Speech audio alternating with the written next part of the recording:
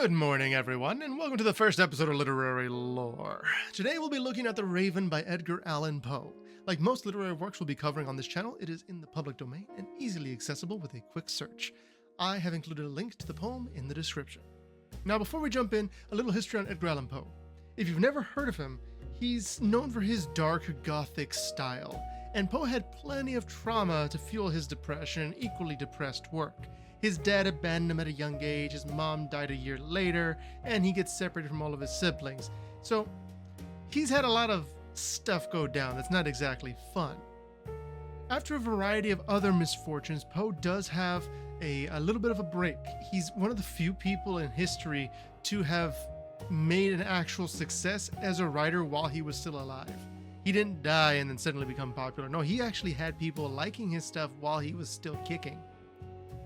Now, during this period of success, he also married his 13-year-old cousin, Virginia Clem, and attempted to become a politician in the Whig Party. By the way, the child bride thing, that was weird back then too. Many people around Poe thought he was a bit of a weirdo or a drunkard. Anyway, many of his opportunities slipped away due to what he would describe as sickness, though many simply believed he was drunk. Poe's problems with alcohol were exacerbated when his cousin wife contracted tuberculosis, and then she is speculated to have been the inspiration for many of his poems that specifically are focused on dying and dead maidens.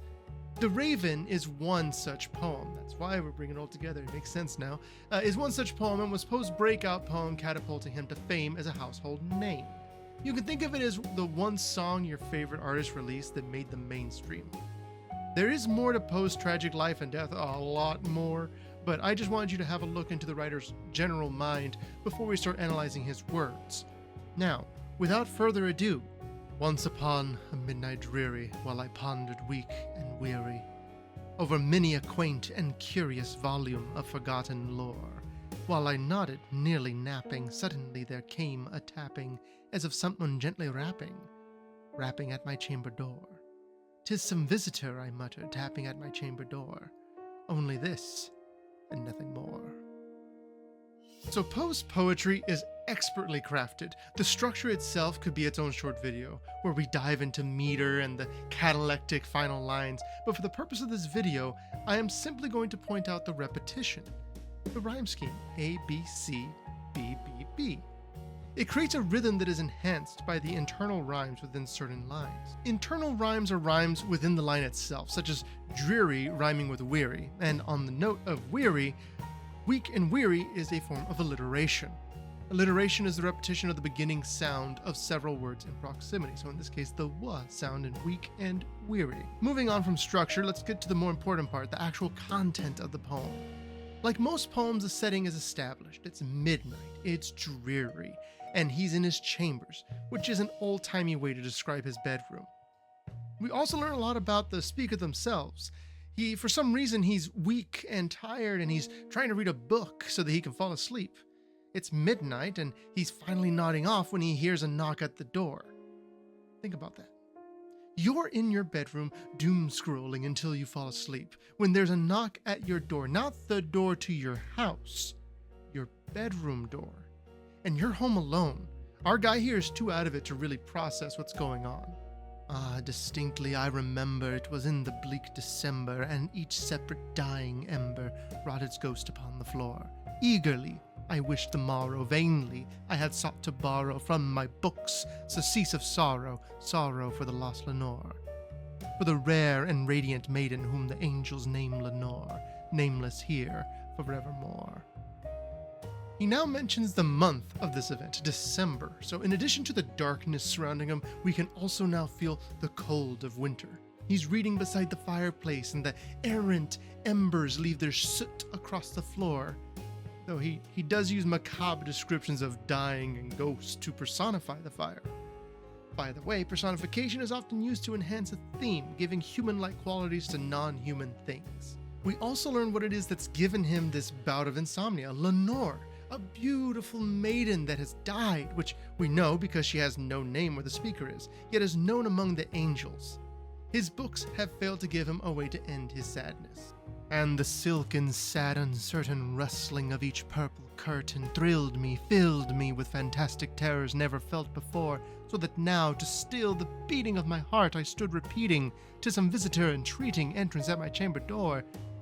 Some late visitor entreating entrance at my chamber door. This it is, and nothing more." So our speaker is awake and kind of freaked out by the knocking on his door. He's so on edge the rustling of his curtains makes him jump. And with his heart racing, he keeps telling himself it's just someone at the door, because the alternative terrifies him. He's been so preoccupied with death, he fears what could be beyond the door. This is a horror poem. It's an old horror poem. And it uses things that become tropes in the 80s. Things that wouldn't become popular until those slasher films started showing up. Like, this is the moment that our protagonist is rationalizing the horror beyond. This is the point where you would have the camera closing in on the door as the knocking continues. So what happens next? In every single one of those movies, there's a sound and they're like, and they walk over to it to check what's going on. They go to investigate. So let's see where things go. Presently, my soul grew stronger, hesitating then no longer. "Sir," said I, "Madam, truly your forgiveness I implore. But the fact is I was napping, and so gently you came rapping, and so faintly you came tapping at my chamber door, that I scarce was sure I heard you. Here I opened wide the door. Darkness there, nothing more." So our speaker mustered up all of the courage he had in him, and the knocking is continuing this entire time. He goes to the door, and when he opens it, there's nothing but darkness. For the reader in 1845, this is chilling. Deep into that darkness peering, long I stood there, wondering, fearing, doubting, dreaming dreams no mortal ever dared to dream before. But the silence was unbroken, and the stillness gave no token, and the only word there spoken was the whispered word "Lenore." This I whispered, and an echo murmured back the word "Lenore." Merely this, and nothing more. Personally, I love this stanza. There's so much happening in so little words. In addition to the structure points mentioned earlier, the repetition of gerund endings, like wonder-ing, fear-ing, doubt-ing, dream-ing, shows the rapid evolution of the speaker's thoughts as he looks into the darkness. Each emotion in turn basically is an evolution of the thoughts he's having at the possibility that Lenore's ghost could be within the void. This all leads to a voice from the void responding to him. It's another example of those tropes from horror films. Back into the chamber turning, all my soul within me burning. Soon again I heard a tapping somewhat louder than before. "Surely," said I, "surely that is something at my window lattice. Let me see then what thereat is, and this mystery explore. Let my heart be still a moment, and this mystery explore. 'Tis the wind, and nothing more." Speaker is thoroughly spooked. He's running back into the relative safety of his chambers, hears a new tapping at the window now, and naturally he says, "It's just the wind." The classic response to an unknown entity lurking beyond the window. "Open here," I flung the shutter, when with many a flirt and flutter, in there stepped a stately raven of the saintly days of yore. Not the least obeisance made he, not a minute stopped or stayed he, but with mien of lord or lady, perched above my chamber door. Perched upon a bust of Pallas just above my chamber door, perched and sat, and nothing more. Our titular raven has finally arrived, and as you may have noticed, this is quite the cocky corvid. He's described as stately, like a lord. Obeisance is a fancy way to say respect. So we see just how little respect the raven has when he lands on the bust of Pallas. So Pallas is short for Pallas Athena. You may have heard of her. She's known as the Greek goddess of wisdom, and essentially is what we would call a symbol.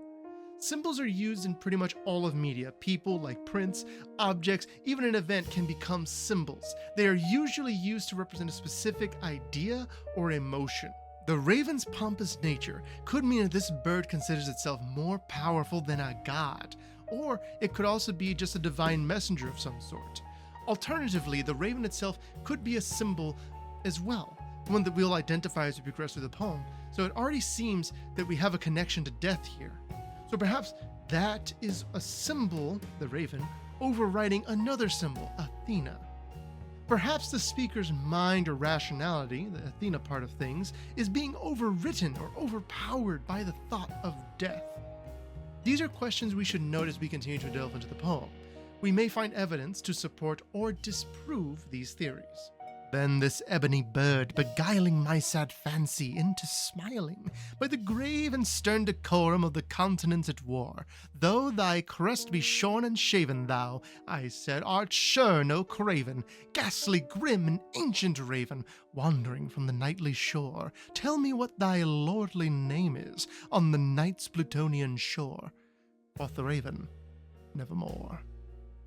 The speaker, for a moment, is entertained by the strange bird that has invaded his space. It looks so serious, but it's a bird. Like many people, he's just kind of talking to it, not because he's expecting a response or anything. It's a cute bird. He's not really anticipating the creature saying something back. We also have more confirmation that the raven is connected to death. Besides the whole Nevermore thing, we also see mention of night's Plutonian shore. Sleep and death are often euphemistically or spiritually connected and represented by night. But the more important part here is Pluto. You see, Pluto is the Roman name for Hades, the god of the underworld, which means that he essentially has identified the raven as a messenger or entity from the edge of the afterlife, perhaps even hell. That said, let's see how the speaker initially responds to a talking animal. Much I marveled this ungainly fowl to hear discourse so plainly, though its answer little meaning, little relevancy bore, for we cannot help agreeing that no living human being ever yet was blessed with seeing bird above his chamber door, bird or beast upon the sculptured bust above his chamber door, with such a name as Nevermore. His response: this bird is pretty neat. But the raven, sitting lonely on the placid bust, spoke only that one word, as if his soul in that one word he did outpour. Nothing farther than he uttered, not a feather than he fluttered, till I scarcely more than muttered, other friends have flown before. On the morrow he will leave me, as my hopes have flown before. Then the bird said, no more. Depression naturally returns to the speaker now the novelty has worn off. He tells the raven that everybody has left him in some capacity and that all his hopes are gone as well. The raven seems to reassure him that it will never leave him. Seems pulls a lot of weight here because, the raven is supposed to be in some way connected to death. Startled at the stillness broken by replies so aptly spoken, doubtless, said I, what it utters is its only stock and store. Caught from some unhappy master, whom unmerciful disaster followed fast and followed faster, till his songs one burden bore, till the dirges of his hope that melancholy burden bore, of nevermore. So, to recap, he asked the raven what its name was, it said Nevermore.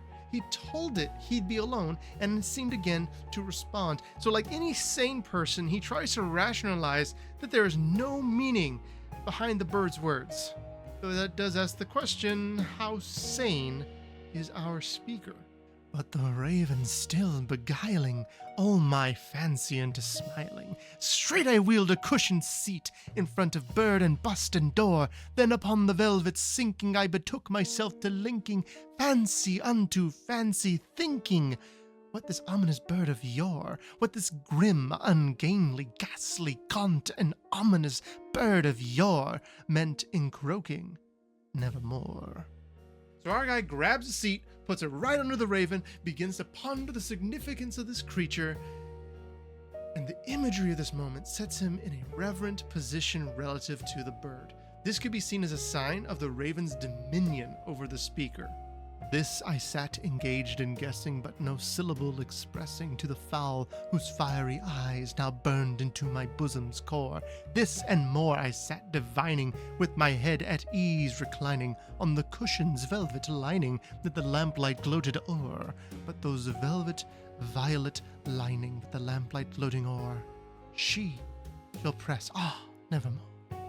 The hellish attributes of the raven intensify, with the lamplight bathing the speaker and reflecting from the raven's eyes. And even as this creature's gaze appears to bore into his soul, he's thinking of Lenore and how she'll never be there with him.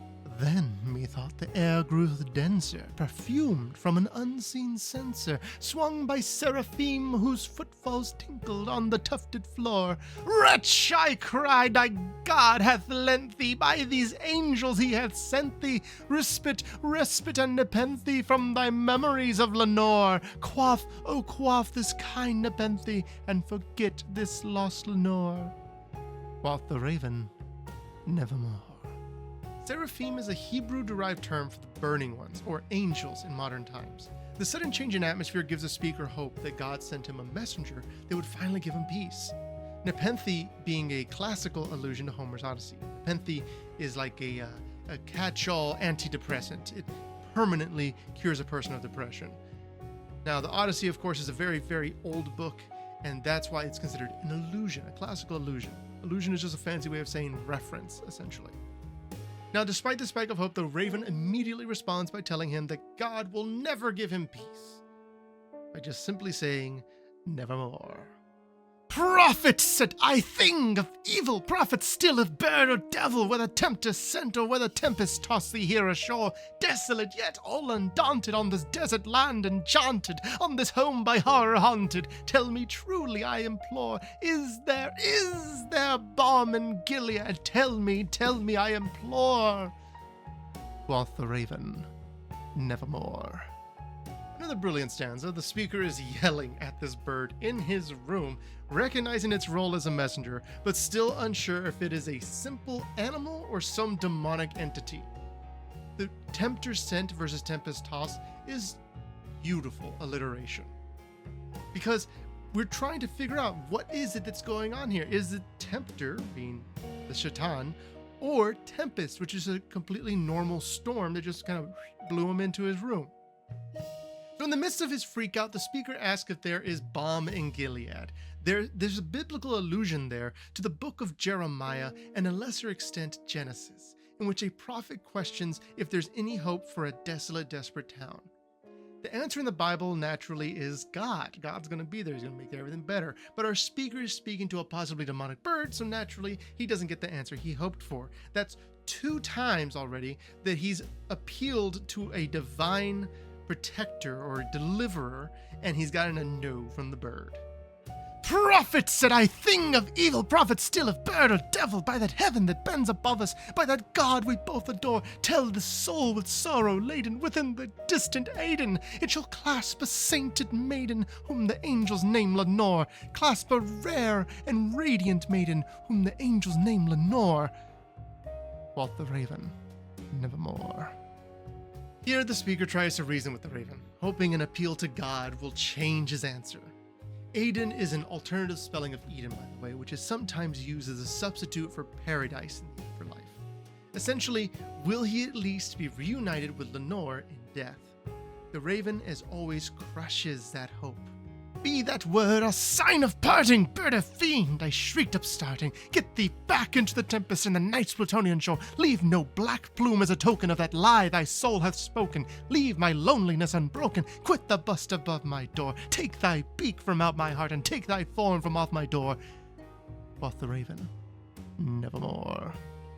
The speaker is done with his discourse, but the raven echoes the promise it gave him before. It would never leave him. And now he's got to deal with that. And the raven, never flitting, still is sitting on the pallid bust of Pallas just above my chamber door. And his eyes have all the seeming of a demon's that is dreaming. And the lamplight o'er him streaming throws his shadow on the floor. And my soul from out that shadow that lies floating on the floor shall be lifted nevermore. Now we've reached the finale of this somewhat lengthy poem. It outwardly says that our speaker's soul will never escape from the shadow, and while that seems like a pretty great way to finish this whole thing out, you may notice we still have a few more minutes left in the video. That's because we're going to try and figure out how this story actually ended. You see, understanding the ending is only possible if we understand the story as a whole, which, if you've been keeping up, we've tried to do throughout this video. While there are many interpretations, I'll be touching on 4 possibilities. So, is he crazy? madness is a pretty big element of a lot of Poe's work. Similarly, the Raven, is it a manifestation or messenger of death? That's another popular kind of theme in his stuff. Or maybe all of it is just a big bad dream. So for the madness interpretation, his mental state declines from the start. We don't know how bad his insomnia has been, and it is possible that the Raven is either a psychotic break or actually just some random bird that happened to come to his room and now he's just yelling at it. The voices and atmospheric changes could easily be hallucinations. Either way, he's yelling at the Raven by the end and appears to become catatonic. We could say that the loss of a loved one is so painful that it could completely crack someone's sense of self. Now, the death interpretation is interesting. It implies that ghosts, angels, demons are real and actual entities that have been invading the speaker's room.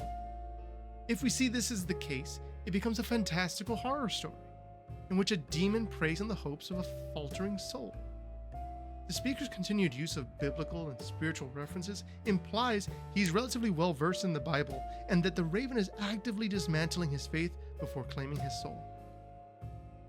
A simple interpretation would be that it's all a nightmare. The poem begins with the speaker dozing off. It's possible that this is all happening while he's passed out. Well, that could be seen as a cop-out interpretation. There's actually some interesting evidence and messages to glean from this POV.